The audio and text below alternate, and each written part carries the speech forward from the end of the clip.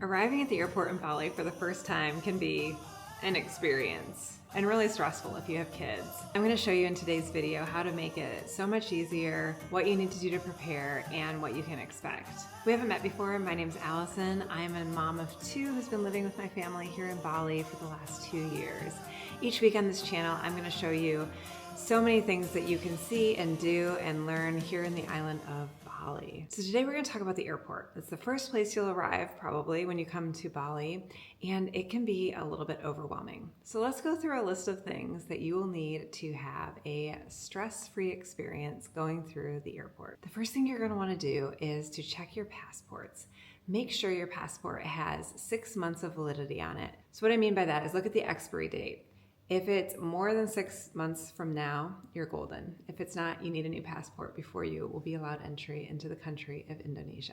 The next thing you'll need to do is to check if you can get a visa on arrival or an e-visa. Most people will be able to get a visa on arrival, which is a 30-day visa. You can get it at the airport or you can get it in advance, which is what I recommend.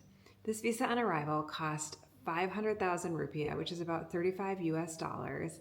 And you can get it online, which makes it a lot easier, and you will be able to go through the e-gates at the airport. The other benefit of getting a e-visa instead of a visa on arrival at the airport is that you can get an extension of 30 days. So this makes this a 60-day visa before you'll have to leave the country again, which is plenty for most people.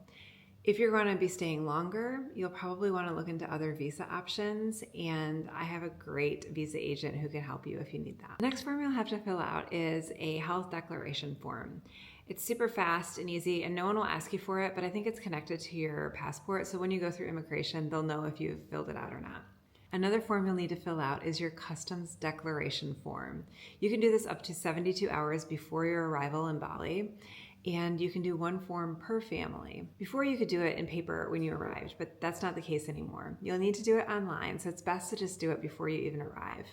If you don't have a smartphone, they do have computers set up where you can get it, but I recommend just having it on your phone. You can take a picture of the barcode that they will need to scan when you go through, and it takes really only like 2 minutes to do it, but it's better to just do it when you're not stressed and waiting in line at the airport. And the last thing you need to know about is the Bali tourism levy, which is about 10 US dollars, and you can pay it at the airport or you can do it online before you arrive.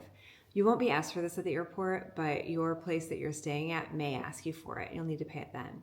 If this seems like a lot, which I kind of know it is, I made a free checklist. There's a link down below if you want to get your hands on the free checklist to just keep track of everything that I've talked about here. I thought I'd just walk you through what it's like when you arrive at the airport in Bali. When you get off your plane, you're going to be walking for a while.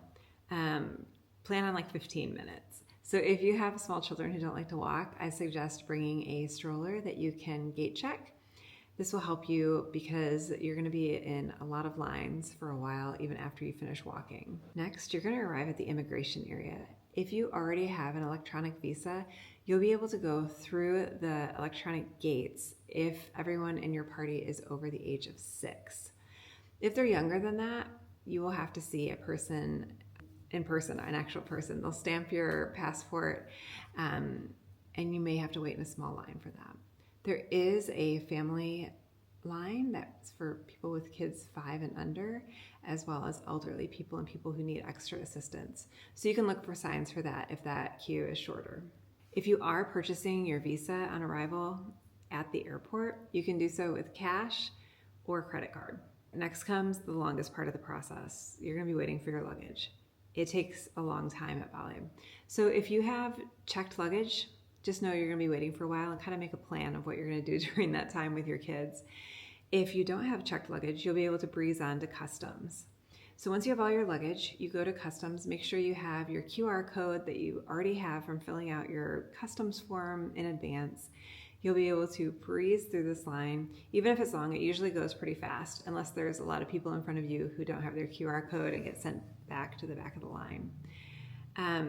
Once you get through the customs line, there will be a area where they might pull you aside and scan your luggage, or you'll get to go through the line where you don't have to get your luggage scanned. Here comes the kind of overwhelming part. Once you get through customs, you're going to go out through some doors and you're back in the public area of the airport.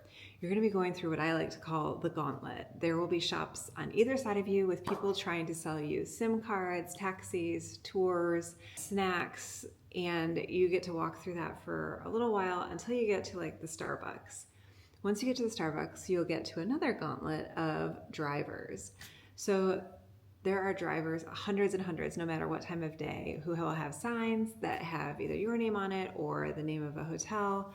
If you've pre-arranged your transportation, this is where you'll find your driver. If you haven't pre-arranged your driver, you'll go past all of them, turn a corner, you'll get harassed by a whole bunch of taxi drivers. You can either take one of those taxi drivers and negotiate a price yourself, or you can keep going. You'll see signs for Grab and Gojek. They each have a private lounge where you can go in and sit in air conditioning. No one's gonna bother you. The Grab or Gojek people will help you either install the app onto your phone or show you how to use it and help you find a car. They'll let you know when your car is there and you can just put your luggage in, and it's pretty easy. My recommendation is to make sure that you have a ride when you first arrive. You can do this with a private driver if you have a connection. I have a good recommendation if you need one.